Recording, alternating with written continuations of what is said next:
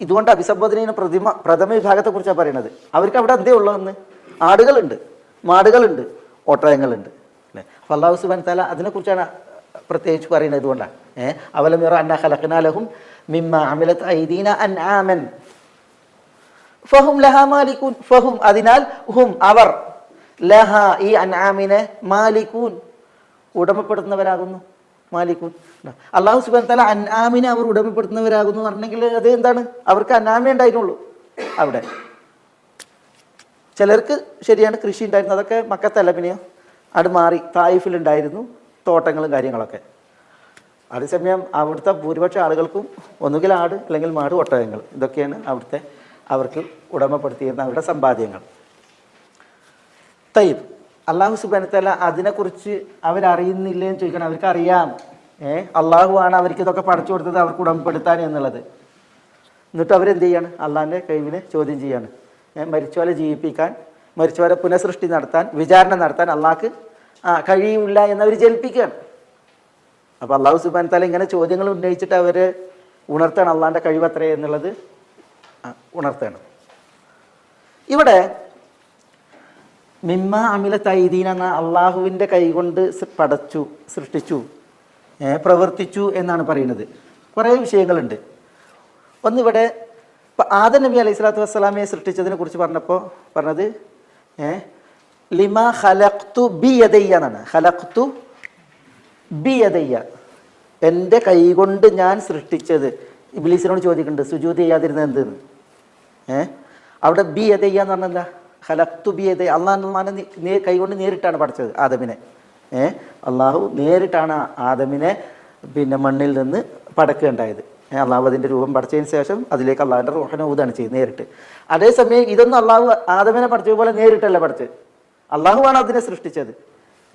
അതുകൊണ്ടാണ് ഇവിടെ മിമ്മ അമിലത് ബി ഐദീന എന്ന് പറഞ്ഞില്ല, അവിടെ ബി ഐദീന പറഞ്ഞു. പക്ഷേ ഇവിടെ അവിടെ ബി യദയ്യ എന്ന് പറഞ്ഞു, പക്ഷേ ഇവിടെ എന്ത് പറഞ്ഞില്ല? ബി പ്രയോഗിച്ചില്ല. കാരണം നേരിട്ട് കൈകൊണ്ട് അള്ളാഹു പടക്കുക എന്നുള്ളതല്ല, അള്ളാഹു പടച്ചു എന്നുള്ളതാണ്. ഓക്കെ. പിന്നെ അള്ളാഹു പടച്ചതാണ്, പക്ഷേ അള്ളാഹു തൻ്റെ കൈകൾ കൊണ്ട് പടച്ചു, നിർമ്മിച്ചു എന്ന് പറഞ്ഞിട്ടുണ്ടെങ്കിൽ, അല്ലെങ്കിൽ പിന്നെ പ്രവർത്തിച്ചു എന്ന് പറഞ്ഞിട്ടുണ്ടെങ്കിൽ, ഇപ്പം നമ്മളുടെ കൈകൊണ്ട് പ്രവർത്തിച്ചു എന്ന് പറയാണ്. എൻ്റെ കൈകൊണ്ട് എഴുതി, കൈ മാത്രം വന്നിട്ടാണ് എഴുതിയത് അല്ല, പിന്നെ ഞാൻ ഒന്നായിട്ട് വന്നിട്ടാണ് എഴുതിയത്. അപ്പോൾ അറബി ഭാഷൻ്റെ ഒരു ശൈലിയാണത്. ഒരാളൊരു കാര്യം നിർമ്മിച്ചിട്ടുണ്ടെങ്കിൽ അയാളുടെ കൈ നിർമ്മിച്ചു എന്ന് പറയും. അതേപോലെ ഒരു ശൈലിയാണ്. അള്ളാഹിൻ്റെ കൈ മാത്രം നിർമ്മിച്ചു എന്ന അർത്ഥത്തില്ല, പിന്നെ അള്ളാഹു നിർമ്മിച്ചു എന്നുള്ള ഉദ്ദേശം മനസ്സിലാക്കാനാണ് അതങ്ങനെ ഭാഷയിൽ പ്രയോഗിക്കും. പിന്നെ ഐദി എന്നാണ് പ്രയോഗിച്ചത്. ഐദി എന്നുള്ളത് ബഹുവചനാണോ അതല്ല ദ്വിവചനാണോ? യദുൻ എന്ന് പറഞ്ഞാൽ എന്താ?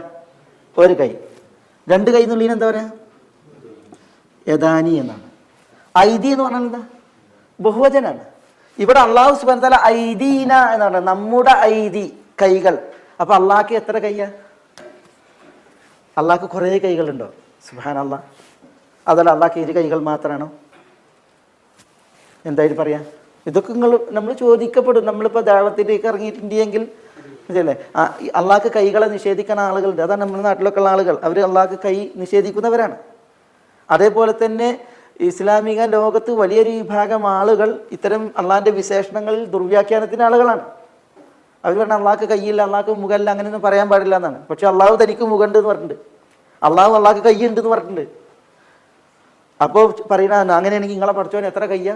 ഈ പേരോട് മുസ്ലിയാരൊക്കെ ചോദിക്കുന്ന ചോദ്യങ്ങളിൽ പെട്ടതാണത്. അള്ളാഹു എല്ലാവർക്കും ഹിദായത്ത് നൽകട്ടെ. നിങ്ങളെ പഠിച്ചവൻ എത്ര കയ്യാന്ന് അങ്ങനെ ചോദിക്കാൻ പാടില്ല. ഒന്നാമത് കാരണം അറബി പഠിച്ചവർക്കും അറിയാം, അറബി വ്യാകരണം പഠിച്ചവർക്കും അറിയാം. രണ്ടിനും ദ്വിവചനത്തിനും യദാനി പറയുന്നത് പോലെ തന്നെ എന്തെന്ന് പറയും? ഐദി എന്ന് പറയും. അറബിയിൽ അഖല്ലുൽ ജംഉ ഇസ്നാനി എന്നാണ്. ബഹുവചനത്തിൽ ഏറ്റവും ചുരുങ്ങിയ എണ്ണം എത്ര? രണ്ടാണ്. അപ്പോൾ ഐദി എന്ന് പ്രയോഗിച്ചിട്ടുണ്ടെങ്കിൽ രണ്ട് കയ്യിനും പറയും, രണ്ടിൽ കൂടുതൽ കയ്യിനും പറയും. അള്ളാഹു തന്നെ കുറിച്ച് പറഞ്ഞാൽ എന്താണെന്നറിയോ? അള്ളാഹ്ക്ക് രണ്ട് കൈയുണ്ട് എന്നാണ്. എവിടെയാണ് പറഞ്ഞത്? വക്കാലത്തിൽ യഹൂദർ പറഞ്ഞു യദുല്ലാഹി മഗ്ലൂല, അള്ളാഹിൻ്റെ കൈ എന്താണ്? പിശുക്കി കെട്ടി വെച്ചതാണ് എന്ന് പറഞ്ഞു. അപ്പോൾ അള്ളാഹു അവർക്ക് മറുപടി കൊടുക്കുകയാണ്. ഗുല്ലത്ത് ഐദീഹിം ബൽ യദാഹു മബ്സൂതതാനി. ബൽ യഹൂദർ പറഞ്ഞ പോലെയല്ല, പ്രത്യുത യദാഹു അള്ളാൻ്റെ രണ്ട് കൈകൾ, അള്ളാൻ്റെ യദാഹു രണ്ട് കൈകൾ മബസൂത്തത്താനി ഔദാര്യത്താൽ ദാനധർമ്മത്താൽ നിവർത്തപ്പെട്ടതാണ്. അപ്പോൾ അള്ളാഹു തനിക്ക് യഹൂദികൾ കൈയുണ്ട് എന്ന് പറഞ്ഞു കഴിഞ്ഞാൽ അള്ളാഹു എന്ത് ചെയ്തില്ല, അവരെ കളവാക്കിയില്ല, എതിർത്തില്ല. പിന്നെയോ ആ കൈ പിശിക്കപ്പെട്ട കൈ, പിശുക്കി ഉള്ള കൈയാണെന്നാണ്. അപ്പോൾ അതിനെയാണ് എതിർത്തത്. അള്ളാഹിൻ്റെ കൈ ഔദാര്യത്തിൻ്റെ കൈകളാണ് എന്ന് പറയുകയാണ് ചെയ്തത്. അപ്പോൾ അള്ളാഹു തനിക്ക് സ്ഥിരീകരിച്ചതാണ് എന്ത്, കൈ എന്നുള്ള വിശേഷണം, യദ് എന്നുള്ള വിശേഷണം. അത് എത്ര കൈ? യദാനി എന്ന് ഖുർആനിൽ പറഞ്ഞിട്ടുണ്ട്, ഐദി എന്നും പറഞ്ഞിട്ടുണ്ട്. അള്ളാഹ്ക്ക് എത്ര കൈകളാണുള്ളത്? രണ്ട് കൈകളാണുള്ളത്. നബി സല്ലല്ലാഹു അലൈഹി വസല്ലം തങ്ങൾ പറഞ്ഞു, കിൽതാ യദൈഹി യമീൻ. കിൽതാ യദൈഹി, അള്ളാഹിൻ്റെ ഇരു കൈകളും യമീൻ, ബർക്കത്തുള്ള കൈകളാണ്. നമ്മൾ മനുഷ്യന്മാരെ കൈകളെ പോലെ, മനുഷ്യന്മാർക്ക് ഇടത്തെ കൈയുണ്ട് വലത്തെ കൈയുണ്ട്. ഇടത്തെ കൈ പ്രയോഗിക്കുന്ന വിഷയങ്ങൾക്ക് വലത്തെ കൈ ഉപയോഗിക്കില്ല, വലത്തെ കൈ പ്രയോഗിക്കുന്ന വിഷയത്തിന് ഇടത്തെ കൈ ഉപയോഗിക്കില്ല, അല്ലേ? നമ്മളൊരാൾക്ക് വെള്ളം കൊടുക്കുകയാണ്, വിളിച്ചിരുത്തിയിട്ട് ഇടത്തെ കൈ കൊണ്ട് കൊടുത്തിട്ടുണ്ടെങ്കിൽ അത് സഹിക്കൂല. അതേപോലെ തന്നെ നമ്മൾ ഒരു അശുദ്ധമായ കാര്യം ഇപ്പം നമ്മൾ വെടുപ്പാക്കുകയാണ്, ശൗചം ചെയ്യാണ്, ഒരാൾ വലത്തെ കൈ കൊണ്ട് ശൗചം ചെയ്തിട്ടുണ്ടെങ്കിൽ എങ്ങനെ ഉണ്ടാവും? ചങ്ങായി വലത്തെ കൈ കൊണ്ടാണ് ചൈന ഇരിക്കണമെന്ന് ചോദിക്കും, അല്ലേ? വലത്തെ കൈയിന് ഒരു ധർമ്മമുണ്ട്, ഇടത്തെ കൈയിന് വേറെ ധർമ്മമുണ്ട്.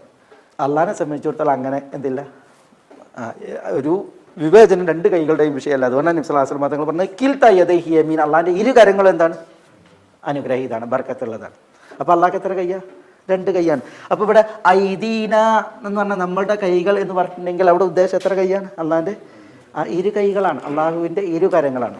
ഭാഷയിൽ അങ്ങനെ പ്രയോഗിക്കും. ഇപ്പോൾ സൂറത്തു തഹ്രീമിൽ ഇൻ തതൂബ ഇലല്ലാഹി ഫഖദ് സഗത് ഖുലൂബുകുമാ എന്നുണ്ട്. ഖുലൂബുകുമാ എന്താ? ഖുലൂബ്, ഖൽബ് എന്നുള്ളതിൻ്റെ ബഹുവചനാണ് ഖുലൂബ്. ഖൽബ് പറഞ്ഞാൽ ഹൃദയം, ഖുലൂബ് ഹൃദയങ്ങൾ. ദ്വിവചനം എന്താ? ഖൽബാനി എന്നാണ്, ഒരു രണ്ട് കൽബുകൾ. ഇവിടെ ആയിഷ ഹഫ്സ റളിയല്ലാഹു തആല അൻഹയുടെ വിഷയത്തിൽ അള്ളാഹു പറയാണ്, ഇൻ തതൂബ ഇലല്ലാഹ്, അള്ളാഹുവിലേക്ക് നിങ്ങൾ തൗബ ചെയ്ത് മടങ്ങണം. ഫഖദ് സഗത് ഖുലൂബുകുമാ, നിങ്ങൾ രണ്ടുപേരുടെയും ഹൃദയങ്ങൾ തെറ്റിയിരിക്കുന്നതാണ്. നിങ്ങൾ രണ്ടുപേർക്ക് എത്ര ഹൃദയ? രണ്ട് ഹൃദയമാണ്. പ്രയോഗിച്ചത് എന്താണ്? ഖുലൂബ് എന്നാണ്. ഖുലൂബ് എന്നുള്ളത് ബഹുവചനാണോ അതല്ല ദ്വിവചനാണോ? ബഹുവചനാണ്. കേട്ടോ? അപ്പം നിങ്ങൾ രണ്ടുപേരുടെയും കൽബുകൾ എന്ന് പറഞ്ഞാൽ എത്ര കൽബ?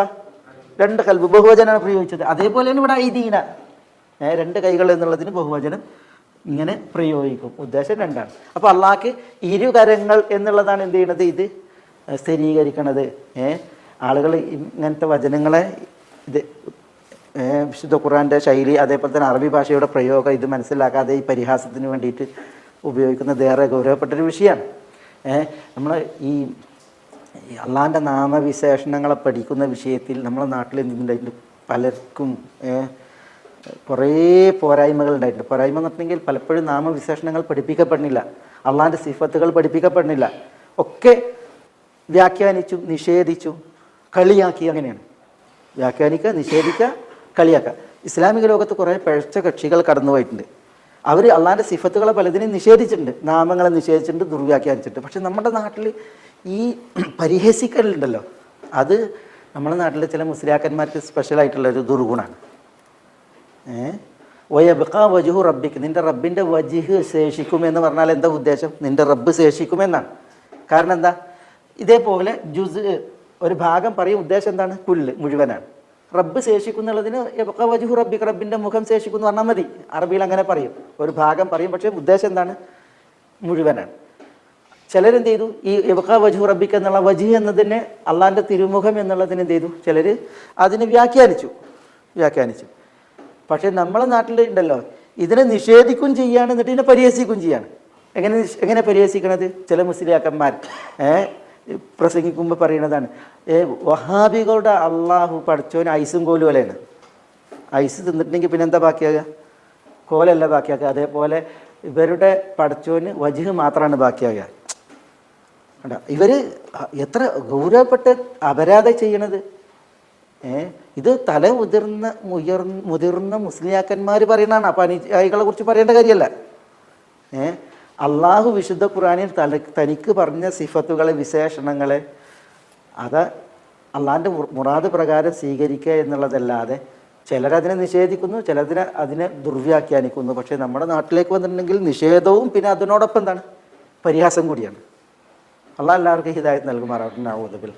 ഏതായാലും അവിടെ പിന്നെ അള്ളാഹു സുബ്ഹാനഹു വ തആല ഇവരോട്, ഈ മക്കക്കാരോട് അള്ളാഹുവിൻ്റെ കഴിവിനെ ഉണർത്താൻ വേണ്ടിയിട്ട് ചോദിക്കുന്ന ചോദ്യമാണ് അവലം യറൗ അന്നാ ഖലഖ്നാ ലഹും മിമ്മാ അമിലത് ഐദീന അൻആമൻ ഫഹും ലഹാ മാലികൂൻ എന്ന്.